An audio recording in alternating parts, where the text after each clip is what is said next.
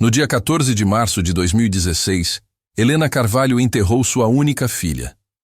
O caixão de mogno polido desceu lentamente para a terra úmida do cemitério municipal de Curitiba, carregando consigo todos os sonhos que uma mãe pode ter.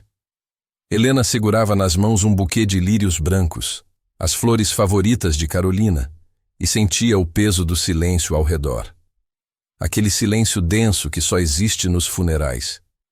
O tipo de silêncio que engole até mesmo o som da respiração. O que Helena não sabia naquele momento, enquanto lágrimas silenciosas rolavam por seu rosto e molhavam a gola de sua blusa preta, era que o caixão que descia à terra estava vazio de verdade. Não no sentido metafórico da perda, mas literalmente vazio da pessoa que ela acreditava estar sepultando. Porque Carolina Carvalho não estava morta. Ela estava viva, respirando. Existindo em algum lugar do Brasil sob outro nome, construindo uma vida que sua mãe jamais poderia imaginar. E o homem responsável por essa separação brutal dormia todas as noites na mesma cama que Helena. Seu marido, o padrasto de Carolina, Roberto Carvalho. Esta é a história de uma traição tão profunda que desafia qualquer tentativa de compreensão. Uma história onde a morte foi usada como escudo. Onde o amor materno foi transformado em prisão de ignorância. E onde uma família inteira foi destruída não por um acidente, mas por algo muito mais sinistro. Corrupção, medo e silêncio forçado. Mas antes de revelarmos a verdade por trás desse mistério que desafia toda a lógica, se você aprecia histórias que exploram os dilemas morais mais profundos da condição humana, inscreva-se no canal Arquivos do Silêncio e ative as notificações. E nos comentários conte. Qual o seu tipo de mistério favorito? Vamos começar. Curitiba, Paraná. Inverno de 2016. Helena Carvalho tinha 52 anos quando sua vida se partiu em dois. Antes do telefonema. E depois do telefonema. Era uma terça-feira comum. O tipo de terça-feira cinzenta de julho em Curitiba, quando o frio corta a pele e o céu parece uma lâmina de concreto estendida sobre a cidade. Helena estava em sua sala de aula no Colégio Estadual Santos Dumont, no bairro do Batel, explicando a ironia trágica em Dom Casmurro para uma turma de terceiro ano quando a diretora apareceu na porta. O rosto de Marlene, normalmente sereno, estava pálido. Helena, ela disse apenas. Só isso. O nome. Mas o tom carregava todo o peso do mundo. Helena Carvalho era uma mulher de estatura mediana, magra demais para sua própria estrutura óssea, com cabelos castanho escuros começando a grisalhar nas têmporas. Usava óculos de armação fina e tinha aquele ar eternamente preocupado de quem passou a vida carregando responsabilidade sozinha. Seu rosto era marcado por linhas de expressão ao redor dos olhos e da boca, não de riso, mas de concentração constante, do hábito de franzir a testa diante de pilhas de provas para corrigir. Ela vestia sempre roupas discretas. Naquele dia, uma blusa de lã bege e uma calça social preta. Um colar simples de prata, presente de aniversário da filha 2 anos antes, era sua única concessão à vaidade. Quando o telefone tocou na sala da diretoria, Helena já sabia. Mães sabem. Existe uma conexão invisível entre mãe e filha que transcende distância e lógica. Um sexto sentido que dispara alarmes no corpo antes que o cérebro possa processar informação. As mãos de Helena começaram a tremer antes mesmo de Marlene dizer: "É sobre a Carolina." A voz do delegado ao telefone era profissional, quase mecânica. "Desculpe informar. Acidente grave. BR-277. Próximo ao trevo de São José dos Pinhais. Carro saiu da pista. Bateu em um caminhão. Vítima fatal. Precisa comparecer ao IML para reconhecimento." Helena não lembra como chegou ao Instituto Médico Legal. Lembra apenas fragmentos. O banco de couro frio do táxi. O cheiro de desinfetante nos corredores. As luzes fluorescentes que piscavam irregularmente no teto. O som dos sapatos da funcionária. Um clique-clique-clique rítmico contra o piso de linóleo, enquanto a guiava por um corredor que parecia não ter fim. "A senhora está preparada?" perguntou a funcionária. Uma mulher de uns 40 anos com voz cansada, de quem faz essa pergunta várias vezes por semana. Ninguém nunca está preparado. O corpo estava coberto por um lençol branco. Apenas o antebraço direito estava exposto. A funcionária afastou o tecido com cuidado clínico, revelando uma tatuagem. Uma pequena borboleta azul no pulso. Exatamente como a de Carolina. Abaixo, uma pulseira de prata com pingentes. Um livro minúsculo, um violão, as iniciais CC em letra cursiva. É ela, Helena ouviu sua própria voz dizer. Distante, como se viesse de outra pessoa em outra sala.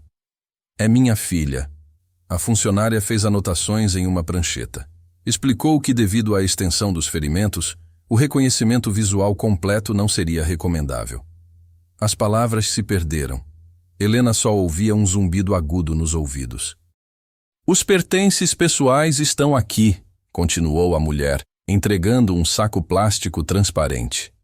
Dentro, uma carteira de estudante da UFPR, um celular com a tela rachada, uma mochila jeans desbotada que Helena conhecia tão bem.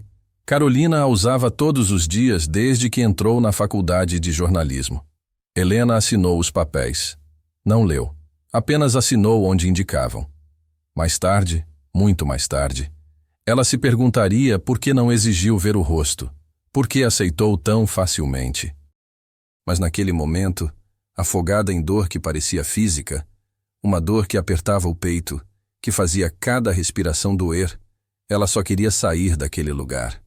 Fugir do cheiro de formol e morte. Voltar para casa e descobrir que tudo era um erro terrível. Mas não era erro. Ou era? Carolina Carvalho tinha 19 anos e o mundo pela frente. Era uma jovem de altura mediana, magra e angular como a mãe, com cabelos castanho claros que caíam ondulados até os ombros. Seus olhos eram verdes, herança do avô materno que ela nunca conheceu, e brilhavam com aquela intensidade específica de quem está constantemente questionando, analisando, tentando entender. Estudante do 2º ano de jornalismo na Universidade Federal do Paraná, Carolina levava a profissão a sério demais para a idade. Enquanto outros colegas queriam cobrir entretenimento ou esportes, ela era obcecada por jornalismo investigativo. Tinha na parede do quarto um pôster de Bob Woodward e Carl Bernstein, os jornalistas que derrubaram Nixon com o caso Watergate. Você precisa relaxar, Carol, Helena dizia frequentemente. Nem tudo na vida precisa ser uma investigação. Mas Carolina não sabia relaxar. Era parte de sua natureza. A mesma intensidade que a fazia ler 3 livros por semana, que a mantinha acordada até às 3 da manhã pesquisando para matérias da faculdade, que a levava a fazer perguntas inconvenientes em momentos inoportunos. Na semana antes do acidente, Carolina estava diferente.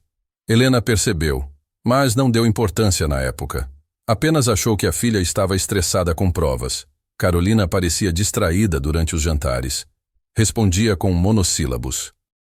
Passou horas trancada no quarto ao telefone, com a voz baixa, como se não quisesse ser ouvida.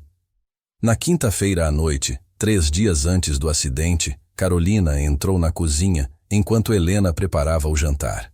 O apartamento pequeno no bairro Água Verde cheirava a alho e tomate. A rádio tocava MPB baixinho. Mãe, Carolina começou hesitante. Se você descobrisse algo grave sobre alguém próximo, tipo, muito grave mesmo, você denunciaria, mesmo sabendo que isso destruiria tudo? Helena parou de picar cebolas. Olhou para a filha. Que tipo de pergunta é essa, Carol? Hipotética. Carolina respondeu rápido demais. Para um trabalho da faculdade. Sobre ética jornalística. Helena enxugou as mãos em um pano de prato. Depende do que é grave, não é? Se alguém está sendo machucado, se é crime, claro que sim. A verdade sempre precisa vir à tona. Carolina ficou em silêncio por um longo momento. Depois assentiu lentamente. Eu também acho. Saiu da cozinha antes que Helena pudesse perguntar mais. Essa foi a última conversa significativa que tiveram. 2 dias depois, no sábado à tarde, Carolina disse que ia encontrar uma amiga da faculdade em São José dos Pinhais para trabalhar em um projeto. Pegou a mochila jeans, deu um beijo rápido na bochecha da mãe. Volto para o jantar, prometeu. Helena estava lendo no sofá. Levantou os olhos do livro. Cuidado na estrada. Está frio. Vai nevar. Sempre cuidadosa, mãe. Carolina sorriu, mas o sorriso não alcançou os olhos. Aquela foi a última vez que Helena viu a filha. Ou pensou que era. O velório aconteceu na Capela São Francisco, uma construção antiga de pedra no centro de Curitiba. Chovia fino e constante. Aquela chuva irritante de inverno que encharca aos poucos, que penetra nos ossos. Helena estava sentada na primeira fileira, entre Roberto à sua direita e a irmã, Beatriz, à esquerda. O caixão de mogno fechado repousava sobre um suporte de metal, coberto com arranjos de lírios brancos. Caixão fechado. Roberto tinha insistido. É melhor assim, amor, ele disse com voz rouca de choro. Você não quer se lembrar dela daquele jeito. É melhor guardar as lembranças boas. Roberto Carvalho tinha 57 anos. Era um homem alto, de ombros largos, com cabelo grisalho penteado para trás e uma barba bem aparada. Usava óculos de armação dourada e tinha mãos grandes, de dedos grossos. Trabalhava como engenheiro civil na prefeitura de Curitiba há 20 anos. Um funcionário público exemplar. Membro respeitado da comunidade. Ele conheceu Helena 8 anos antes, quando Carolina tinha 11. Roberto era viúvo. A primeira esposa morrera de câncer. Não tinha filhos. Foi gentil e paciente com Helena. E mais importante, foi bom com Carolina.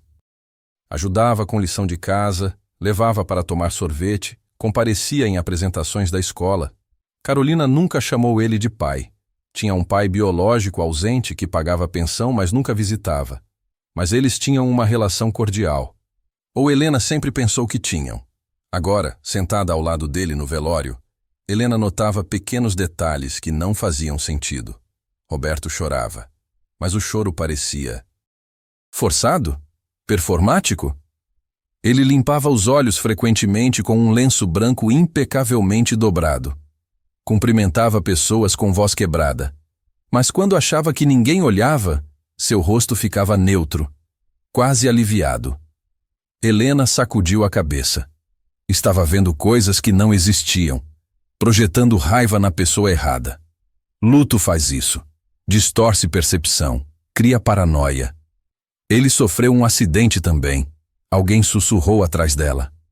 2 senhoras que Helena não conhecia. Pobrezinho. Perdera a enteada assim.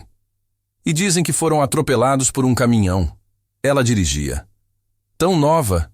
Que tragédia! Helena fechou os olhos. Sentiu a mão de Beatriz apertar a sua. O padre começou a missa. Palavras sobre desígnios divinos, sobre aceitação, sobre encontrar consolo na fé.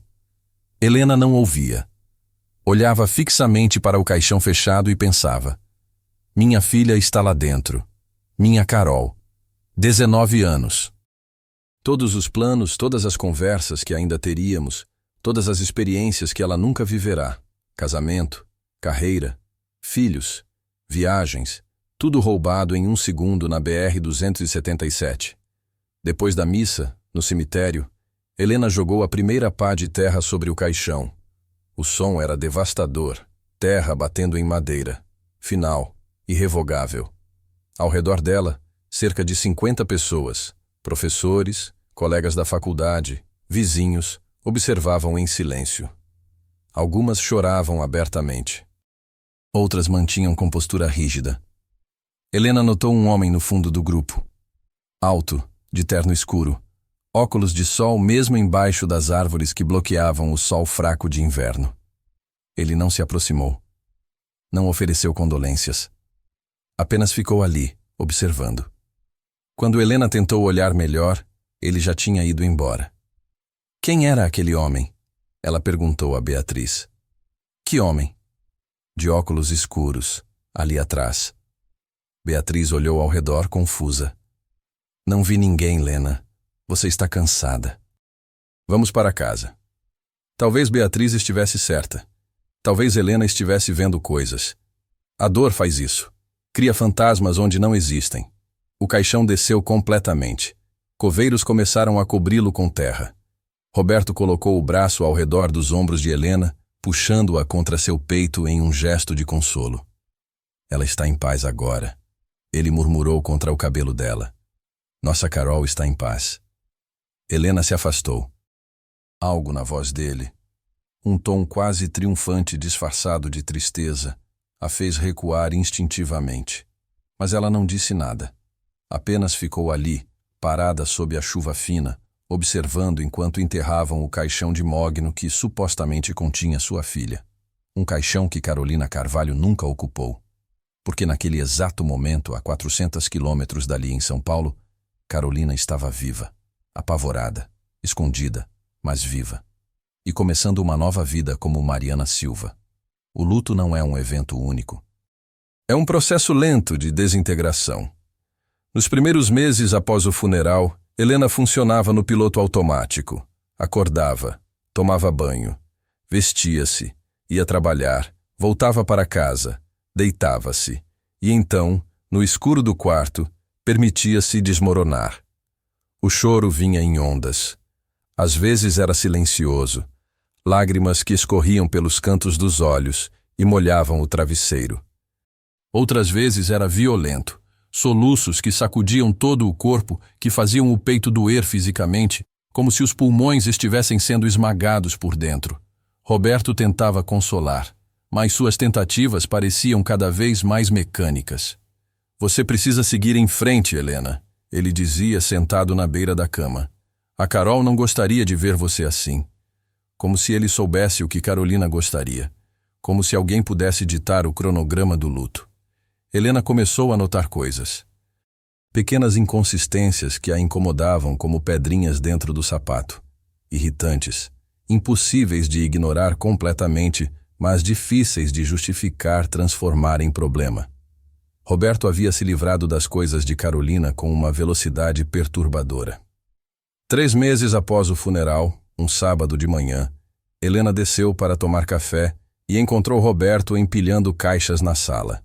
Dentro, roupas de Carolina, livros, cadernos da faculdade, pôsteres do quarto. "O que você está fazendo?" Helena perguntou, a voz ainda rouca de sono. "Organizando", Roberto respondeu sem olhar para ela. "Vou doar para o Exército da Salvação. Essas coisas estão só ocupando espaço." "Espaço?" Helena sentiu algo gelado descer pela espinha. "São as coisas da minha filha, Roberto." "Eram", ele corrigiu, finalmente olhando para ela. Seus olhos estavam secos, práticos. "Eram as coisas dela. Ela não está mais aqui. E ficar cercada dessas coisas só está te impedindo de curar." Helena arrancou uma caixa das mãos dele. "Não se atreva a doar nada. Nem uma caneta. Você entendeu?" Roberto levantou as mãos em gesto de rendição. "Está bem. Como você quiser. Só estava tentando ajudar." Mas a expressão no rosto dele não era de quem queria ajudar. Era de quem tinha sido contrariado. 9 meses depois do funeral, na manhã do aniversário de Carolina, ela teria feito 20 anos, Helena encontrou um envelope branco embaixo da porta do apartamento. Não tinha remetente. Não tinha selo. Alguém havia entregue em mãos. Dentro, um cartão simples. Papel branco grosso, escrita à mão em letra cursiva elegante e desconhecida. "Ela está em paz. Não procure." Helena leu e releu a mensagem dezenas de vezes. Sentada à mesa da cozinha, com uma xícara de café esfriando entre as mãos, tentava decifrar o que aquilo significava. Uma amiga de Carolina sendo gentil? Alguém querendo oferecer consolo de maneira estranha? Ou algo mais? Não procure. Procurar o quê? Quem mandaria uma mensagem assim? Mostrou o cartão a Roberto quando ele voltou do trabalho. Ele olhou rapidamente, encolheu os ombros. Deve ser de alguma colega da faculdade dela. Você sabe como jovens são dramáticos. Devolveu o cartão como se não tivesse importância alguma. Mas Helena guardou. Colocou em uma gaveta da escrivaninha do quarto. E todo aniversário subsequente de Carolina, um novo cartão aparecia. Sempre a mesma frase. Sempre a mesma letra. Ela está em paz. Não procure. 2 anos após a morte de Carolina, o casamento entrou em colapso inevitável. O luto de Helena e a indiferença crescente de Roberto criaram um abismo intransponível. Eles mal conversavam. Dormiam no mesmo quarto, mas pareciam habitantes de planetas diferentes. Roberto começou a sair mais.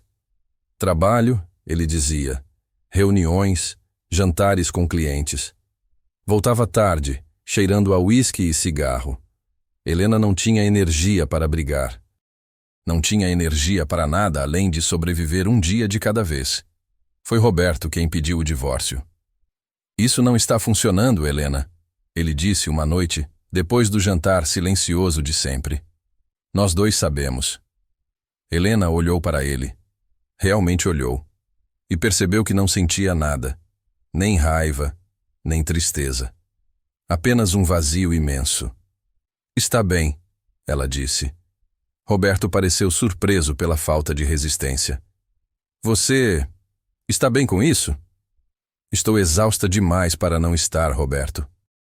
O divórcio foi rápido, sem brigas por patrimônio. Helena ficou com o apartamento em Curitiba. Roberto mudou-se para uma casa maior em um bairro vizinho. Mantiveram contato mínimo, mensagens burocráticas sobre documentos, sobre a venda do carro que tinham em comum.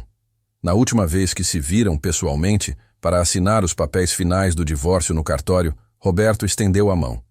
Cuide-se, Helena, de verdade. Ela apertou a mão dele, fria, formal. Você também. Enquanto o observava sair do cartório, Helena teve um pensamento estranho. Ele parecia aliviado. Como se tivesse se livrado de um peso. Como se a morte de Carolina e o fim do casamento fossem, de alguma forma, convenientes para ele. Sacudiu a cabeça. Luto faz a mente criar conspirações onde não existem. Ou faz. 3 anos após enterrar Carolina, Helena não suportava mais Curitiba. Cada rua tinha memórias. A cafeteria onde tomavam chocolate quente nos domingos de inverno. A biblioteca municipal onde Carolina passava tardes inteiras. O parque onde ela aprendeu a andar de bicicleta. A cidade inteira era um cemitério de lembranças. Helena pediu demissão da escola. Vendeu o apartamento. Pegou as poucas coisas que importavam. Roupas, livros, fotos, as caixas com as coisas de Carolina que Roberto tinha tentado doar, e se mudou para São Paulo. Não conhecia ninguém lá. Era exatamente o que precisava. Alugou um apartamento pequeno na Vila Madalena. Um estúdio no 3º andar de um prédio antigo, com janelas que davam para uma rua arborizada. O apartamento cheirava a tinta fresca e tinha aquela impessoalidade característica de lugares onde ninguém ainda viveu de verdade. Aos 55 anos, Helena Carvalho recomeçou do zero. Usou o dinheiro da venda do apartamento para viver modestamente. Não voltou a dar aulas. Não conseguia. A ideia de estar em uma sala de aula sem poder voltar para casa e contar a Carolina sobre o dia a fazia sentir fisicamente doente.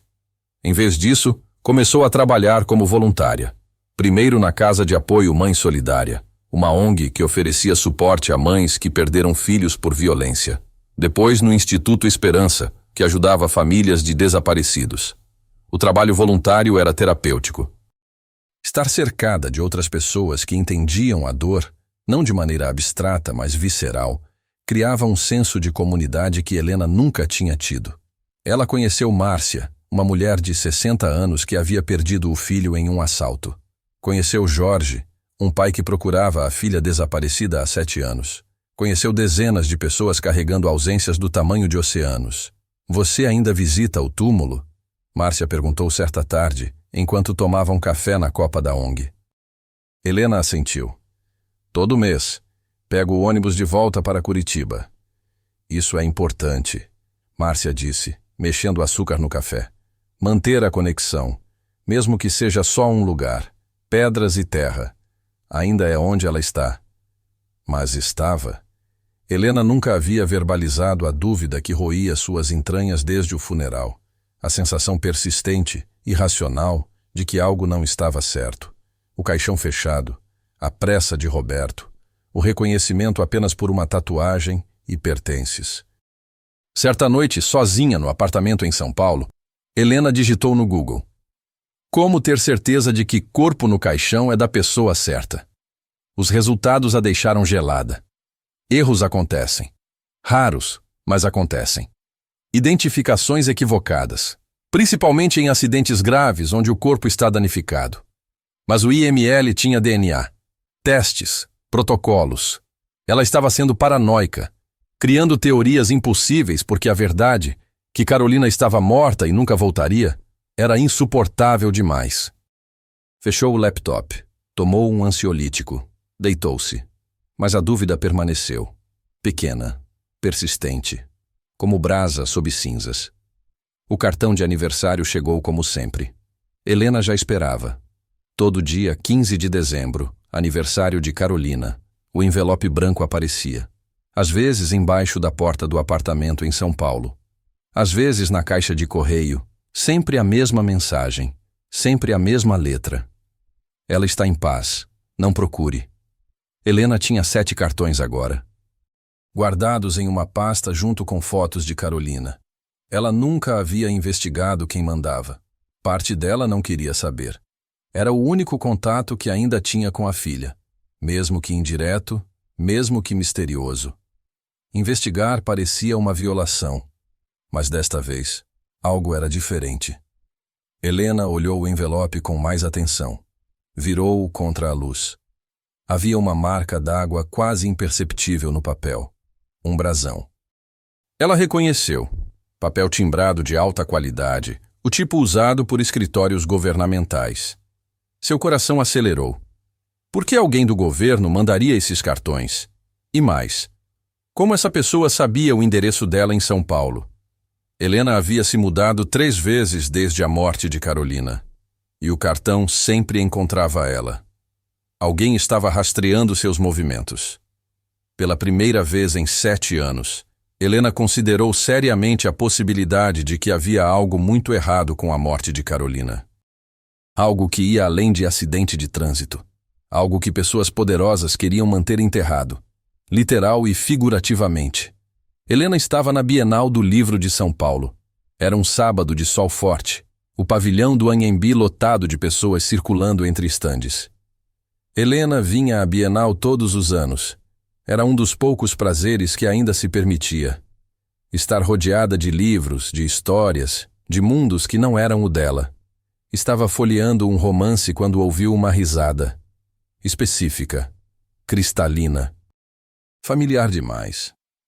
O sangue de Helena congelou. Ela conhecia aquela risada. Havia escutado milhares de vezes, durante 19 anos. Era a risada de Carolina quando encontrava algo genuinamente engraçado. Não uma risada educada ou social, mas real, espontânea. Helena largou o livro, virou-se lentamente e viu. A uns 15 metros de distância, perto do estande de literatura nacional, estava uma mulher. Altura mediana, cabelo castanho claro preso em um coque. Vestido florido. Grávida, barriga saliente de uns 6, 7 meses. Ao lado dela, um homem segurando a mão de uma criança pequena, uma menina de uns 3 anos, e o homem carregava no colo um bebê. A mulher virou-se ligeiramente para falar com o marido, e Helena viu o rosto. O mundo parou. Não era possível. Não era.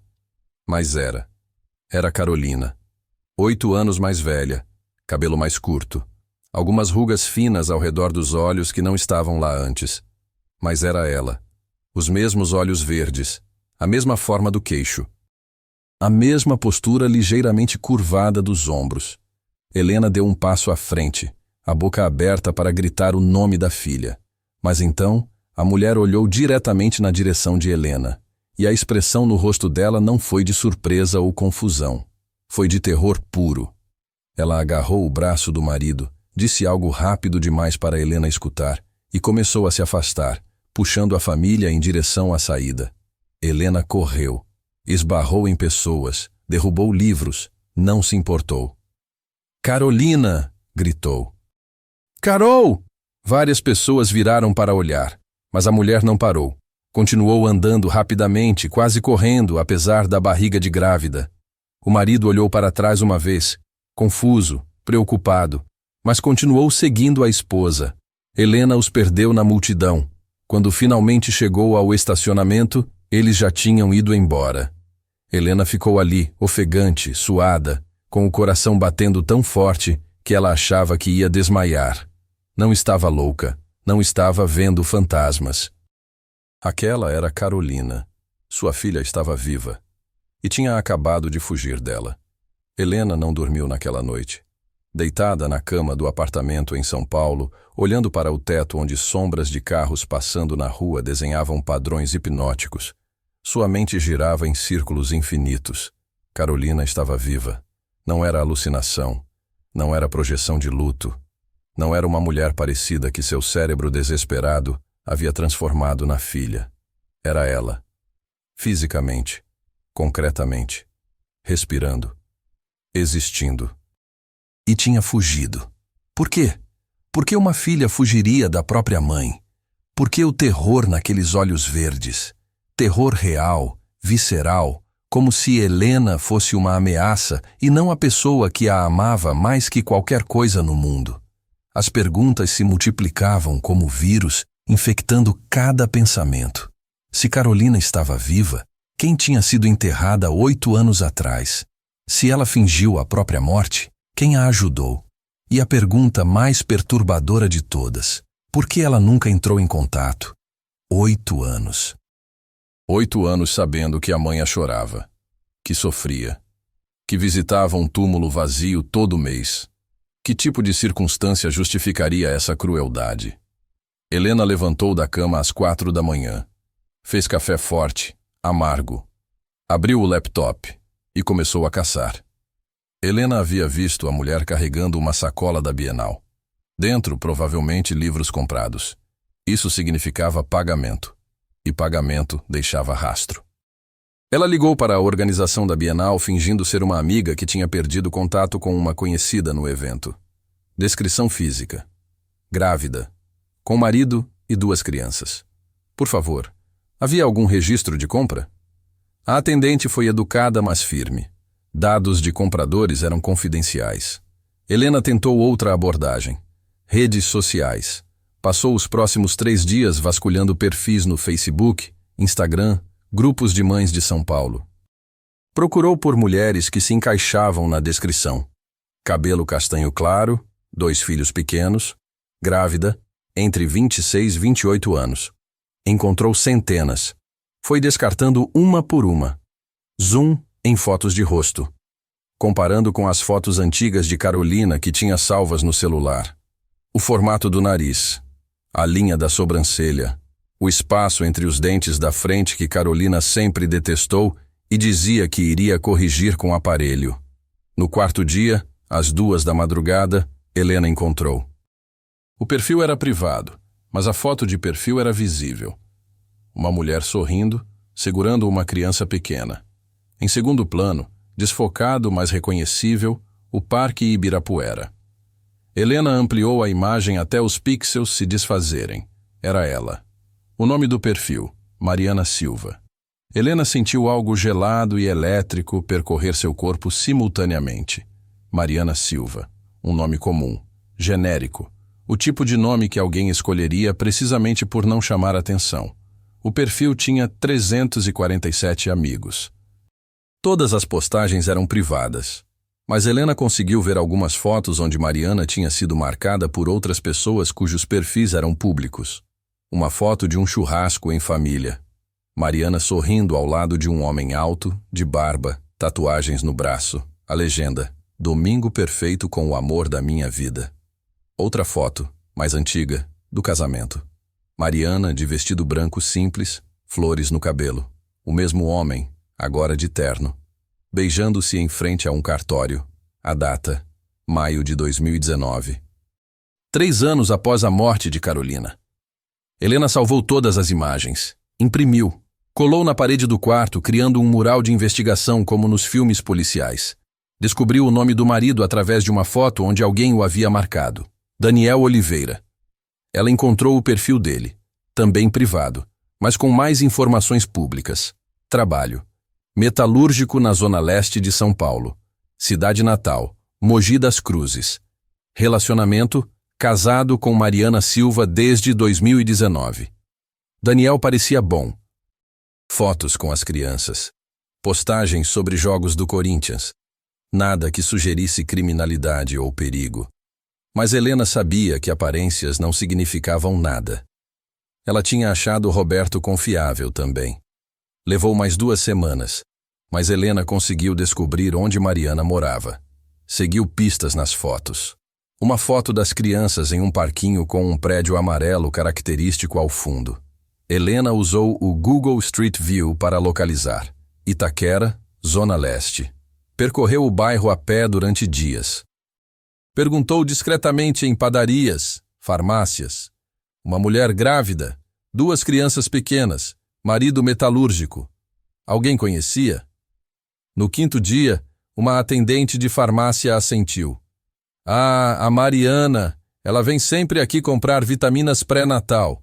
Mora ali na rua de cima, no prédio verde. Helena sentiu o coração acelerar. Obrigada, murmurou. Foi até o prédio. Edifício de 6 andares, pintura esverdeada desbotada, grade na entrada. Ficou do outro lado da rua, escondida em uma padaria, tomando cafés intermináveis enquanto observava. Às 15h30, viu Mariana sair com as 2 crianças. A menina mais velha, uns 4 anos agora, Helena percebeu, pulava de alegria. O menino, de uns 2 anos, estava no carrinho. Mariana usava um vestido leve, sandálias. A barriga já enorme, 8 meses talvez. Ela parecia feliz, cansada, como todas as mães de crianças pequenas ficam, mas feliz. Helena sentiu algo se partir dentro dela.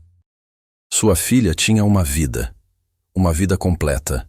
Marido, filhos, gravidez. Todas as coisas que Helena imaginava um dia compartilhar com ela. Todas as experiências roubadas, não por morte, mas por escolha. Carolina tinha escolhido essa vida em vez da vida com a mãe. Helena observou Mariana entrar em um mercadinho. Seguiu a distância segura. Viu-a comprar leite, fraldas, pãozinho. Interagir com o caixa com familiaridade. Cliente habitual. Viu a menina pedir um chocolate. Viu Mariana negociar.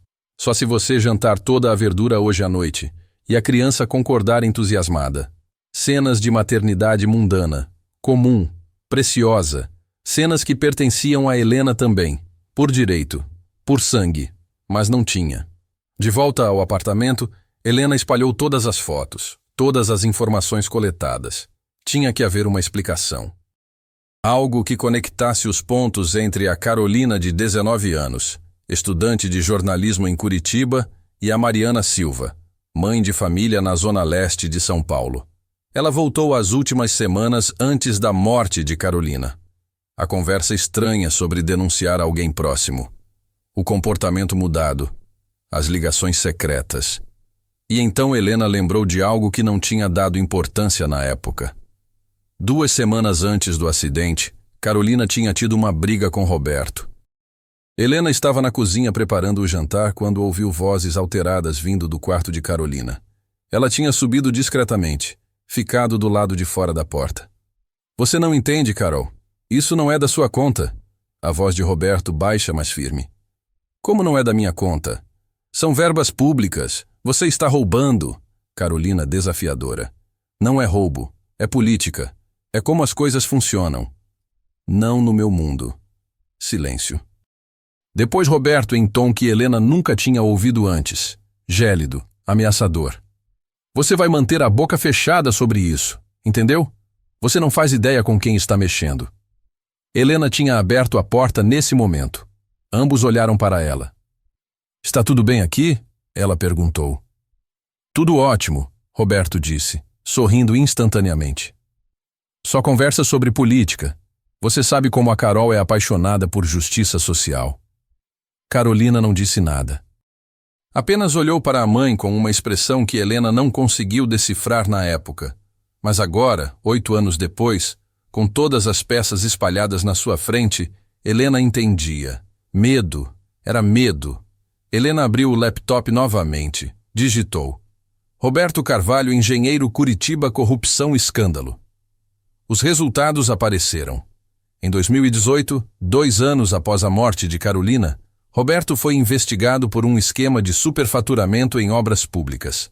Desvio de milhões de reais. Ele não foi indiciado por falta de provas, mas vários colegas da prefeitura foram presos. Um deles, segundo a notícia, havia sido encontrado morto em circunstâncias suspeitas antes de testemunhar. Helena leu e releu o artigo. Carolina tinha descoberto algo grave o suficiente para colocar sua vida em risco.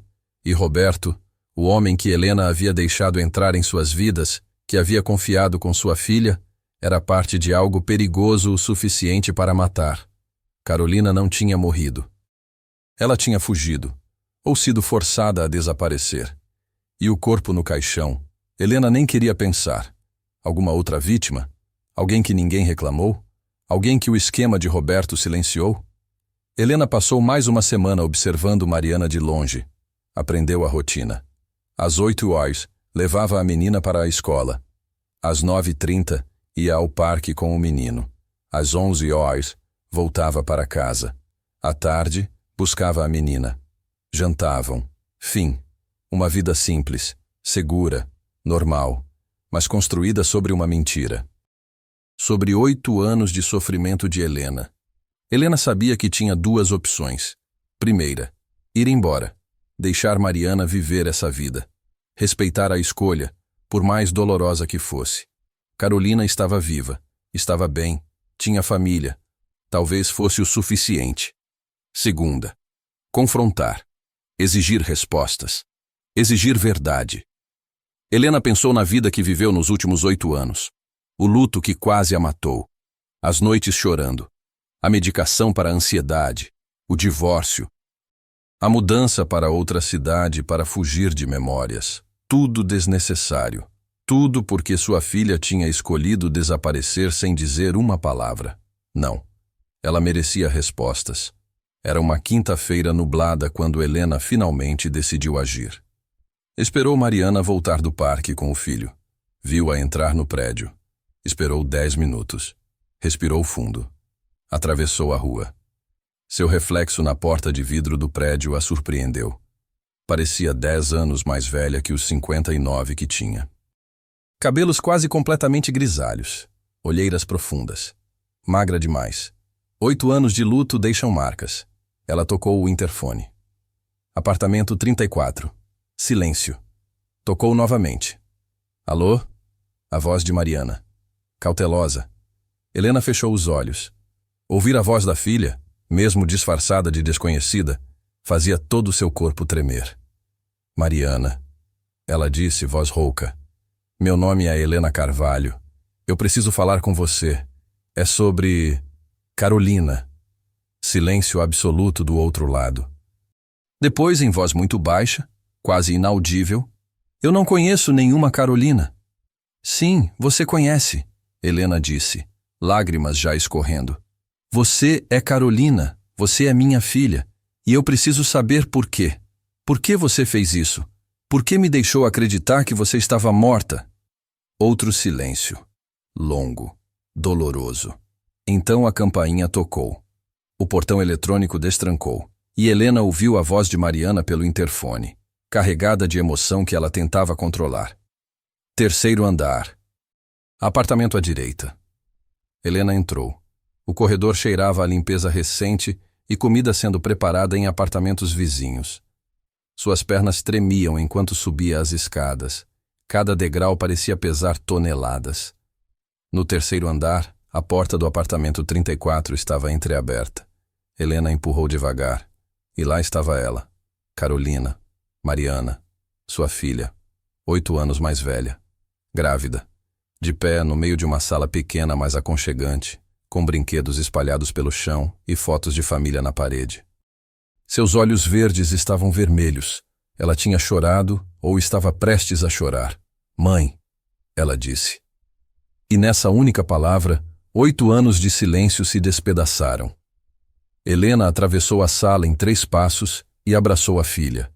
Carolina se desfez em soluços contra o ombro dela. Desculpa, ela chorava. Desculpa, desculpa, desculpa.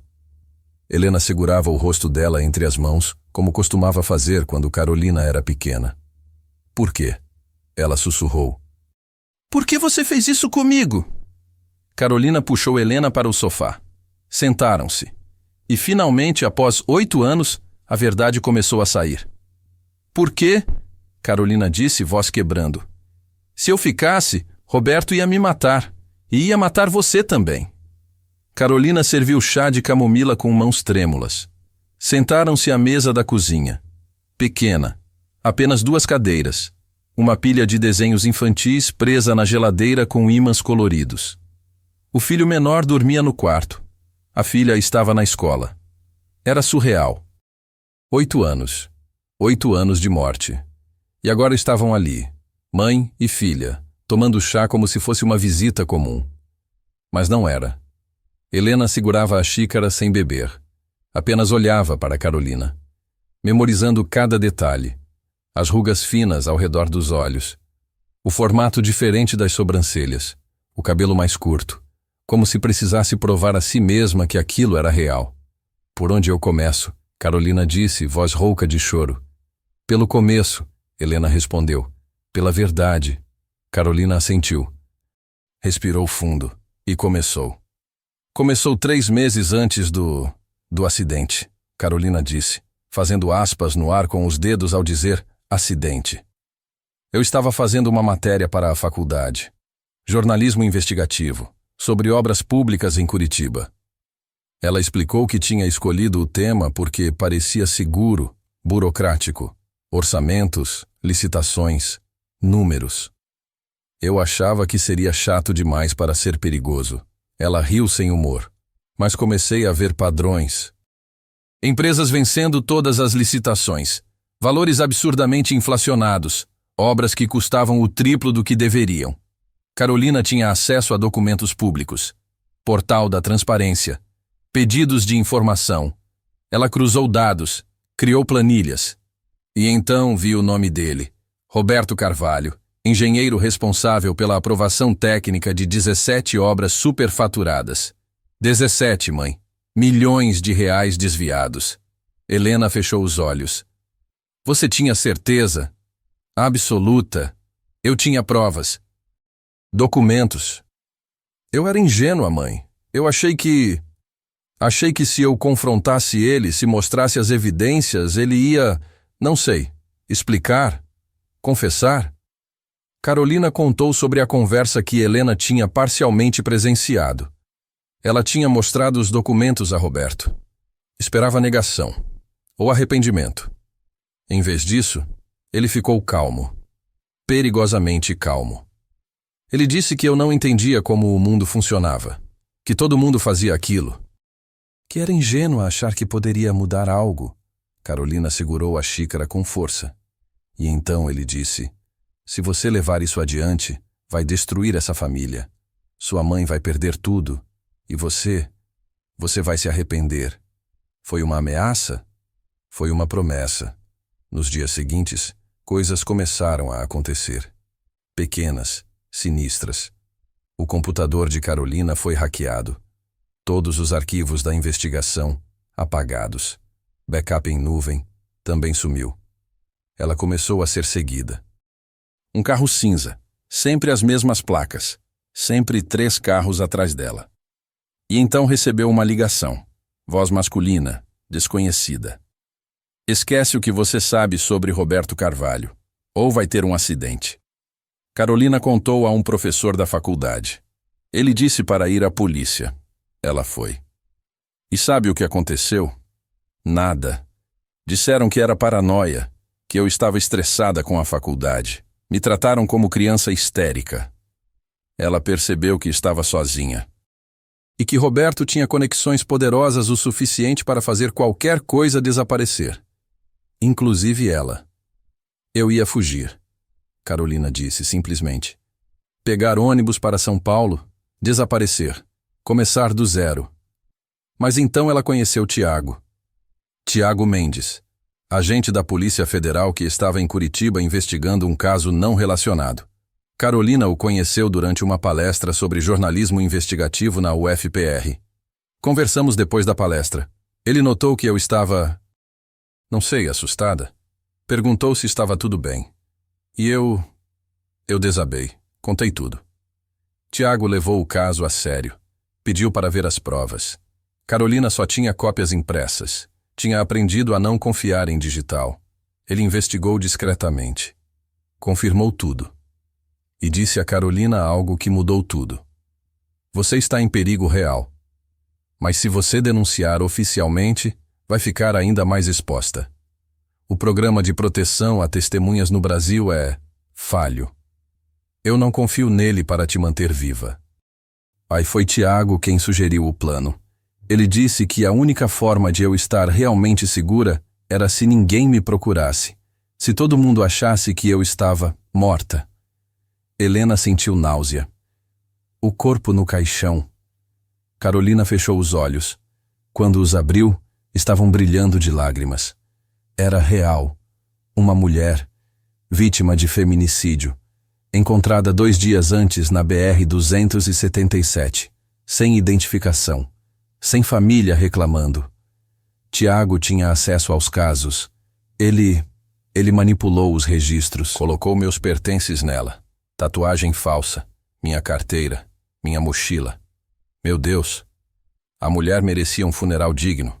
Ela teve, só com outro nome. E eu pude viver. Helena tentou processar.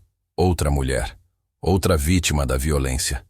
Enterrada como Carolina Carvalho porque Carolina Carvalho precisava desaparecer. O acidente foi encenado? Sim, Tiago arrumou tudo. Relatório policial, testemunhas, fechou o caso rápido. E Roberto acreditou. Ele até pareceu aliviado no funeral. Helena lembrou. A expressão no rosto dele, o alívio mal disfarçado. Ele tinha matado Carolina sem sujar as mãos. Ou pensava que tinha. Eu vim para São Paulo naquela noite, Carolina continuou. Tiago me deu dinheiro, documentos falsos. Me ajudou a alugar um quartinho em uma pensão. E disse, você nunca mais pode ser Carolina Carvalho. Aquela pessoa morreu. Se alguém do seu passado te reconhecer, você está morta de verdade. Ela viveu 6 meses escondida, sem sair, com medo de tudo. Fez documentos permanentes, RG, CPF, tudo em nome de Mariana Silva. Depois arrumou trabalho em uma lanchonete. Conheceu Daniel. Ele era cliente regular, gentil, paciente com a mulher reservada que nunca falava do passado. Eu não queria me apaixonar. Era perigoso, mas aconteceu. E quando ele pediu meu namoro, eu tive que escolher, continuar sozinha para sempre ou tentar viver de verdade. Ela escolheu viver. Casou, engravidou. Teve filhos. Construiu uma existência normal. Mas sempre com medo, mãe. Sempre olhando por cima do ombro e sempre pensando em você. Os cartões, Helena disse de repente. Todo ano. Ela está em paz. Não procure. Carolina assentiu, chorando. Tiago, ele mandava. Para te dizer que eu estava viva, mas que você não podia procurar. Era o único contato que eu tinha com você.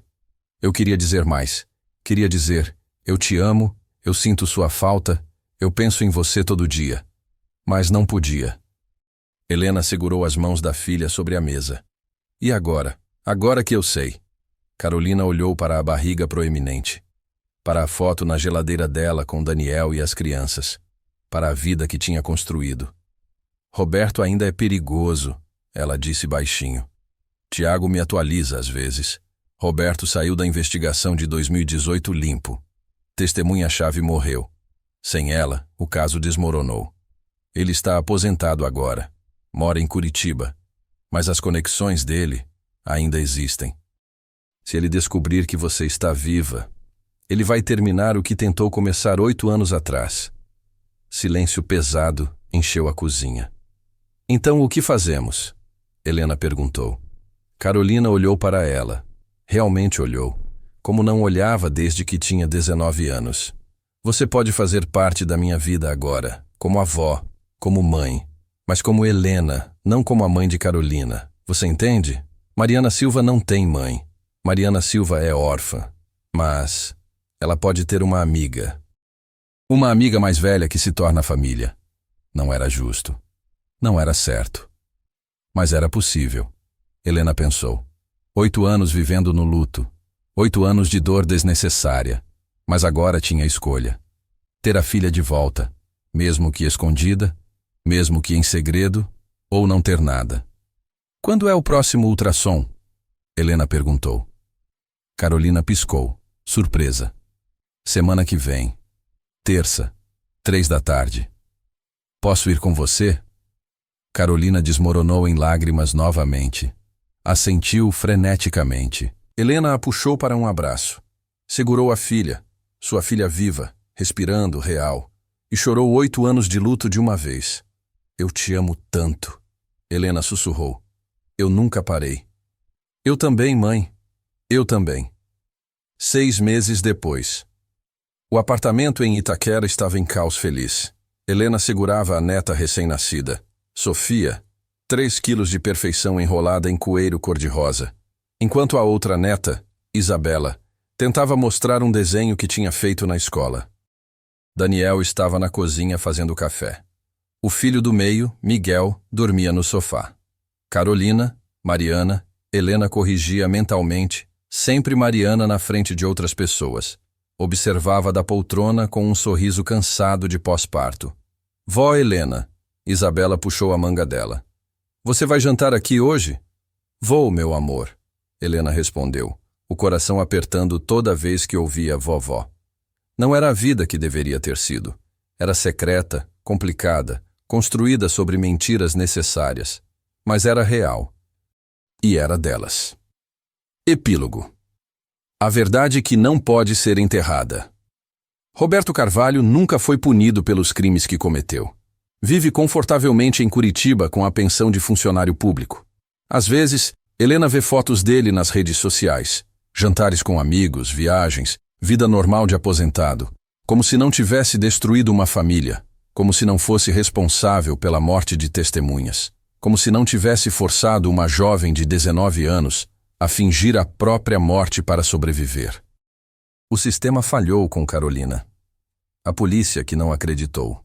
O programa de proteção que não funcionaria. A justiça que favorece os poderosos. E ela não está sozinha. Segundo dados da Associação Brasileira de Proteção a Testemunhas, cerca de 60% das testemunhas ameaçadas no Brasil nunca recebem proteção adequada. Muitas desistem de testemunhar.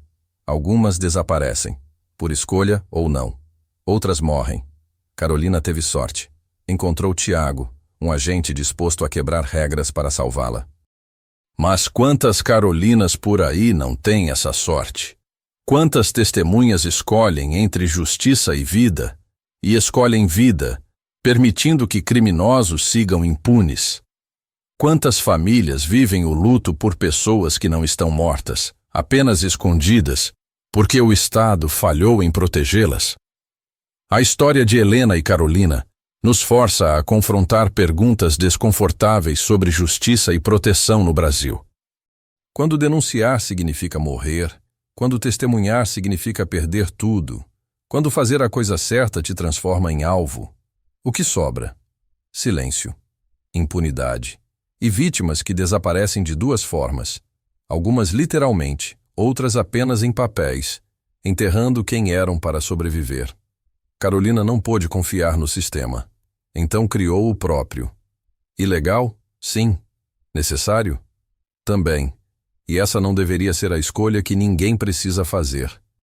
Se esta história te fez refletir sobre as falhas na proteção a testemunhas no Brasil, compartilhe este vídeo. Deixe seu like para que este conteúdo alcance mais pessoas. E inscreva-se no canal Arquivos do Silêncio para mais histórias que vão além do entretenimento. Histórias que expõem verdades desconfortáveis sobre nossa sociedade. Se você ou alguém que conhece está em situação de risco por ter testemunhado um crime, procure a Defensoria Pública do seu estado, organizações de direitos humanos como a Justiça Global ou a Conectas, ou o Disque 100 para denúncias de violações de direitos humanos. Sua vida vale mais que qualquer silêncio forçado. Nos comentários, deixe sua reflexão. Você faria o mesmo que Carolina? É possível construir justiça em um sistema que falha em proteger quem tem coragem de denunciar? Lembre-se, algumas verdades não podem ser enterradas. Elas apenas esperam o momento certo para ressurgir. E quando ressurgem, mudam tudo. Esta é Carolina e Helena. mãe e filha, separadas por 8 anos de morte falsa, reunidas pela força do amor e pela recusa em aceitar o inaceitável. Vítimas de um sistema que protege os poderosos e abandona os corajosos. Mas sobreviventes, mesmo assim. Porque enquanto há vida, mesmo vida escondida, vida sob outro nome, vida construída sobre ruínas, há esperança. E esperança, diferente das mentiras, não pode ser enterrada.